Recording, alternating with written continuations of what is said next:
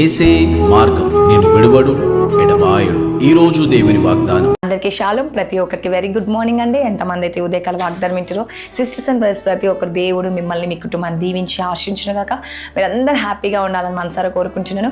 మీ జీవితంలో మీ కుటుంబంలో దేవుడు గొప్ప అద్భుతాన్ని జరిగించాలని, మీరు దేని కొరకు ప్రార్థిస్తున్నారు, దేని కొరకు చింతిస్తున్నారు, మీ సమస్యలన్నిటి నుంచి దేవుడు విడిపించబోతున్నారండి. మీ బంధకాలన్నీ తొలగించబోతున్నారు, మీ పరిస్థితి దేవుడు మార్చబోతుంది, మీ స్థితిని దేవుడు మార్చబోతుంది ఈ రోజు. హల్లెలూయా. అయితే ప్రార్థించుకుందామా? మరెంతమంది అయితే నిజంగా విశ్వాసం కలిగి ఉన్నారా? ఈరోజు నా పరిస్థితి ఈ ఉదయకాల వాగ్దానం ద్వారా, ఈ ప్రార్థన ద్వారా నా జీవితం మార్చబడుతుంది, నా స్థితిని మార్చబోతున్న దేవుడు, నా పరిస్థితిని మార్చబోతున్న దేవుడు, నన్ను దీవించబోతున్నాడు, నన్ను ఆశీర్వదించబోతున్నాని నువ్వు నమ్ముతున్నావా? అయితే దేవుడిని పట్ల కార్యం జరిగించబోతున్నాడు. నా కుమారి, నా కుమారుడు, భయపడకు, దిగులు చెందకు. దేవుడు ప్రతి ఆవేదన, ప్రతి సమస్య నుంచి విడిపించబోతున్నాడు. నీకున్న శోధన, నీకున్న ఆవేదన తొలగించబోతున్నాడు. కాబట్టి ఎంతమంది అయితే మరి ఈరోజు ఈ ఉదయకాల సమయంలో అడుగుతున్నారేమో మనస్ఫూర్తిగా, దేవా నిజంగా నా కుటుంబంలో శోధన ఉంది, నా కుటుంబంలో వేదన ఉంది, నా కుటుంబం బాధ ఉంది యేసుప్రభా, ఈరోజు నా పరిస్థితులు మారుతాయని ఈ వాక్యం వింటూ దేవా ప్రార్థించుకుంటున్నాను అని అనుకుంటున్నావా? అయితే మీరు అందరూ హ్యాపీగా ఉండబోతురండి. దేవుడు మీ సంతోషాన్ని దయచేయబోతుండు, నీ బాధని సంతోషంగా మార్చబోతుండు, నీ కుటుంబ పరిస్థితులను ఈరోజు మార్చబోతుండు, నీ స్థితిని దేవుడు మార్చబోతుండు, నీ గతిని దేవుడు మార్చబోతుండు. నువ్వు ఎప్పుడైతే దేవునికి మొరపెడతావో దేవుడు ఖచ్చితంగా కార్యం జరిగించబోతుంది. ఈరోజు నువ్వు భయపడుతున్నావేమో, దిగులు పడుతున్నావు, అయితే దేవుడు నీతో మాట్లాడబోతుందండి. హల్లెలూయా. ప్రార్థించుకుందామా? స్తోత్రం. పరిశుద్ధ ఆత్మ యేసుప్రభా, ఎంతమంది అయితే ఉదయకాల వాగ్దానం ఇచ్చారో వారి జీవితంలో, వారి కుటుంబంలో గొప్ప అద్భుతాన్ని, ఆచారం, మేలు జరిగించమని యేసు నామములో అడుగుచున్నాను తండ్రి. ఆమేన్. హల్లెలూయా. ఈరోజు దేవుడు మీకు ఇచ్చే వాగ్దానం ద్వారా మరి ప్రతిరోజు దేవుడు మీ కుటుంబంలో అనేక మేలులతో నింపుతున్నానని నేను నమ్మొచ్చున్నానండి, విశ్వసిస్తున్నాను. అయితే మీరు కూడా నమ్మితే మరి ప్రతిరోజు వాగ్దానం వింటూ ఉన్నారు కదా, వాగ్దానం కింద నిజంగా యేసయ్య నా పట్ల అద్భుతం జరిగిస్తున్నాను, నమ్ముతున్నానని చెప్పేసి ఆమెన్ పెట్టండి. ఖచ్చితంగా దేవుని జీవితంలో అద్భుతం జరిగించబోతుండు. మరి అదేవిధంగా ప్రతిరోజు ఈ వాగ్దానం వింటున్న ప్రతి ఒక్క కుటుంబంలో పరిస్థితులు మార్చబోతున్నాయి. మీ పరిస్థితి ఏదైతే అప్పటికీ కామెంట్ సెక్షన్లో మీ రిక్వెస్ట్ని తెలియచేయండి. మీ జీవితంలో దేవుడు గొప్ప అద్భుతాన్ని జరిగించబోతుండు. మరి ఏ పరిస్థితులు అయితే ఉన్నాయో, ఏ స్థితి అయితే ఉందో, మీ గతిని దేవుడు మార్చబోతుండు, మీ పరిస్థితులు దేవుడు మార్చబోతుండండి. మీ జీవితంలో అనేక గొప్ప మేలుని జరిగించబోతుంది. కాబట్టి ఈరోజు దేవుడు మనకి ఇచ్చే వాగ్దానం ఏంటంటే, యెషయా 41వ అధ్యాయము 13వ వచనంలో దేవుడు మాట్లాడుతుండండి. నేను భయపడకు కదండి, దేవుడు ఏమంటాడు, మిమ్మల్ని భయపడకము కదండి, భయపడకము, నేను నీకు సహాయము చేసేదనని చెప్పుచు నీ కుడి చేతిని పట్టుకొని ఉన్నాను. హల్లెలూయా. నిజంగా చూడండి, దేవుడు మిమ్మల్ని ఎంతగా ప్రేమిస్తుంది, దేవుడు ఎంతగా మిమ్మల్ని చూడండి మరి మీ పరిస్థితులు మార్చాలని, మీ స్థితిని మార్చాలని, మీ గతిని మార్చాలని కోరుకుంటుండు. ఏమంటుండు, భయపడకండి. ఈరోజు నువ్వు భయపడుతున్నావా? నీ పరిస్థితిని చూసి భయపడుతున్నావా? నీ కుటుంబంలో ఉన్న ఆవేదన చూసి భయపడుతున్నావా? లేకపోతే నీకు వచ్చిన రోగాన్ని చూసి భయపడుతున్నావా?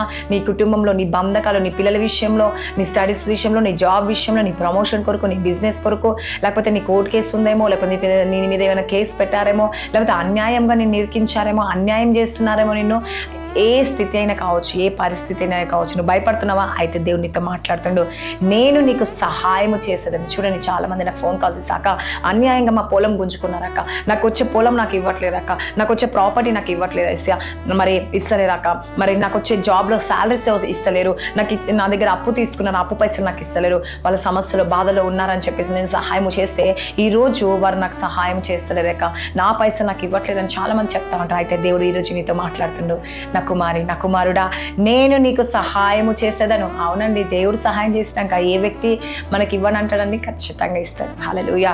ఈరోజు ఎవరైతే నీకు శాలరీస్ ఆగిపోయాయేమో, ఈరోజు నీ ప్రాపర్టీ నీకు దగ్గరకు వస్తలేమో, నీ ఆస్తి నీ దగ్గర రాకుండా చేస్తున్నారేమో, అనేక నీ ఆస్తి తీసుకొని నీ మీద నీ కొండములు చెప్తున్నారేమో, అబద్ధ సాక్ష్యాలు చెప్తున్నారేమో, అయితే దేవుడు నీతో మాట్లాడుతున్నాడు. హల్లెలూయా. నా కుమారి, నా కుమారుడా, దిగులు చెందకు, ఈరోజు నేను నీకు తోడై ఉన్నాను అంటుండండి.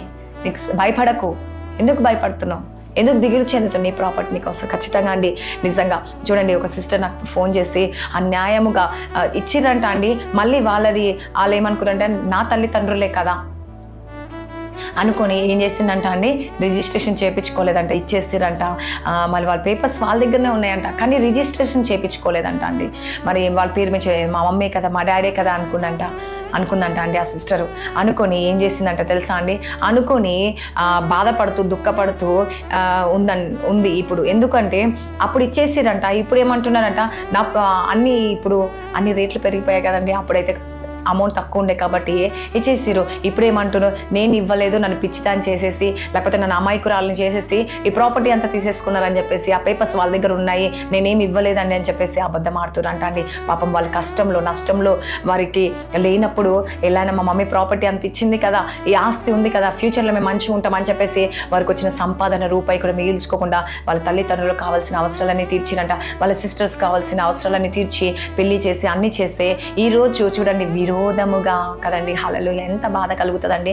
ఎంతో కష్టపడి ఎంతో బాధపడి వారి కుటుంబాన్ని పోషిస్తే, ఆ పెళ్ళిళ్ళు చేస్తే ఈ రోజు ప్రాపర్టీ ఉందంటే ఆ ప్రాపర్టీ కూడా గుంజేసుకున్నారంట. హల్లెలూయా. ఏమంటారంట అండి, ఇది నాది అని చెప్పేసి తీసుకున్నప్పుడు మీరు నేను అడిగిన ఒక్కటే చెప్పిన, ఇది నిజమా అబద్ధమా? నిజం చెప్పండి, దేవుడు వింటున్నాడు. నువ్వు నిజంగా అన్యాయము చేయకపోతే నీ ప్రాపర్టీ నీకు వస్తుంది. నువ్వు నిజముగా వాళ్ళు ఇచ్చారు కదా, నువ్వు బలవంతంగా తీసుకోలే కదా అని చెప్తే, లేదక్క నిజమక్క, ఎందుకంటే ఆ ప్రాపర్టీ వాళ్ళ ఇష్టంతో ఇచ్చారు, వాళ్ళు ఇచ్చారు కదా అని చెప్పి నా సంపాదన అంతా వారికి పెట్టాను, ఈ రోజు నాకు ఏమి లేకుండా, నా పిల్లలకి ఏమి లేకుండా ఉంది అని చెప్పేసి ఏడ్చారండి. ఏడుస్తే ఒక్కటే మాట అన్న, దేవుడు అన్యాయస్తుడు కాదు, న్యాయం తీర్చే వ్యక్తి అండి. మీరు అన్యాయం చేయలేరు కాబట్టి ఖచ్చితంగా మీ ప్రాపర్టీ మీకు వస్తుంది అని చెప్పినప్పుడు చూడండి, దేవుడే మీకు సహాయం చేస్తాడు. మీరు భయపడకండి ఒక్క మాట సెలవిచ్చానండి. ఆ విశ్వాసంతో ప్రార్థించి మరి వాళ్ళు కేసు వేసినప్పుడు వెళ్ళి దేవునికి అప్పగించుకొని వెళ్ళారండి. వారి పక్షంగా దేవుడు వారిని పట్టుకొని వారికి విజయం ఇచ్చిందండి. హల్లెలూయా. వారు ఏదైతే ప్రాపర్టీ ఉందో అంత ప్రాపర్టీ తిరిగి వచ్చేసింది. మీరు అన్యాయం చేసారు, నువ్వే ఇచ్చిన దానికి నువ్వు ఎలా తీసుకుంటావు అని చెప్పేసి ఆ జడ్జ్లో ఉండి దేవుడు మాట్లాడి వారికి న్యాయం తీర్చిందండి. ఎవరండి సహాయం చేసింది?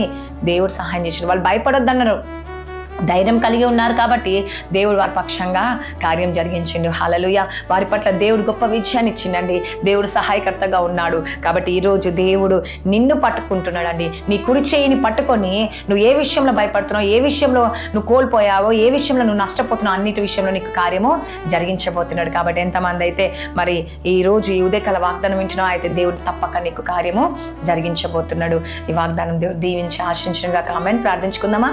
స్తోత్రం పరిశుద్ధ ప్రభా, ఎంతమంది అయితే నైనా ఈ వాగ్దానం వింటున్నారు, వారి జీవితంలో వారి కుటుంబంలో ఏదైతే కోల్పోయారో, దేని గురించి భయపడుతున్నారో, దిగులు చెందుతారో వారికి సహాయకురవై వారి కుడి చేయి పట్టుకొని మీరు నడిపించండి. వారి అవసరాలన్నీ తీర్చండి.